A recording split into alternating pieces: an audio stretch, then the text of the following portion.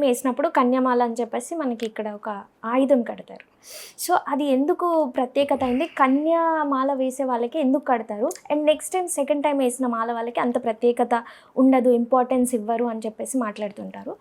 Difference ఈ కన్యస్వామి నుంచి 18 యాత్ర వరకు ఒక్కొక్క సింబల్ ఉంటుందండి. కన్యస్వామికి ఒక చిన్న ఇది శరం అంటారు దాన్ని, రెండోసారికి కత్తేస్వామి, మూడోసారి గంట, నాలుగోసారి గద, ఐదోసారి ఇలా ఒక్కొక్క సింబల్ ఉంటుంది. ఆ సింబల్ వేసుకోవడంలో తప్పు లేదు, వేసుకోకపోయినా తప్పు లేదు.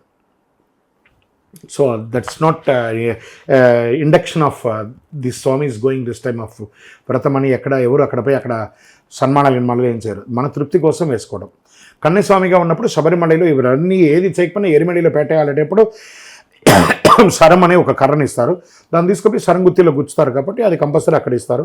మూడోసారి వాళ్ళు ఎక్కువ శాతం గంట కట్టుకుంటూ ఉంటారు, తీసుకుపోయి శబరిమలలో అక్కడ కడుతుంటారు. ఒక ఈ ప్లేస్ ఉంది కదా ఇక్కడ మన శబరిమలలో, ఇదే ప్లేస్ సన్నిధానం వచ్చిన తర్వాత ఇది గణపతి, ఇది శబరిమల, ఇక్కడికి ఒక రాడ్ ఉంటుంది, ఆ మాలలంతా కూడా ఆ గంటలంతా తీసుకొచ్చి ఇక్కడ కడుతుంటారు.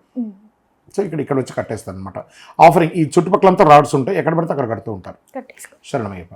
గురుగారు, ఇంకొకటి, మనం మాల వేసిన తర్వాత మనకి ఇండికేషన్స్, అంటే ఇది తప్పుగా మాట్లాడాము, ఇది తప్పు చేసాము అని చెప్పేసి మన లోపల మనకు అనిపిస్తుంటుంది. అవన్నీ అంటే నిషిద్ధం చేసుకోవడానికి మనం ఏమైనా పూజా పరిహారాలు అలా ఏమైనా ఉంటాయా మాలలో? ఒకవేళ మనకి తప్పు చేసినట్టు ఫీలింగ్ ఏదైనా అనిపించినప్పుడు, నాకు మాలలో ఉన్నప్పుడు నేను తప్పు చేస్తే నాకేమైనా అనిపించిందంటే ఆ తప్పుకు పరిహారాలు ఉంటాయి. తప్పు చేస్తామండి, ఒంట్లో భయం ఉంటే తప్పులు వస్తాయా? దాన్ని ఏమంటారు? తప్పు చేసామంటే ఇంకో భాషలో ఎలా అనొచ్చు?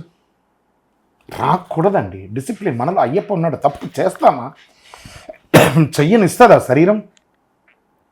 అవన్నీ పక్కకు పెట్టే కదా నేను దీక్ష తీసుకోవాలని. నేను ఎవరు ఫోర్స్ చేసి మాల వేయలేదు కదా, నీకు నువ్వే డిసైడ్ అయ్యి వేసుకున్నప్పుడు తప్పు జరగకూడదు, జరగలేదు. పొరపాటుగా జరిగిందంటే నువ్వు తీసుకున్న ఆహారము, నీకున్న అహంకారం, దాన్ని తిండి తినడం మానేయండి. అహంకారం అదే తగ్గిపోతుంది. తిండియే మనిషిని నాశనం చేస్తుంది కాబట్టి ఆ తిండి ఒక్కటి తగ్గిస్తే అన్నీ తగ్గుతుంది. శరణమయ్యప్ప.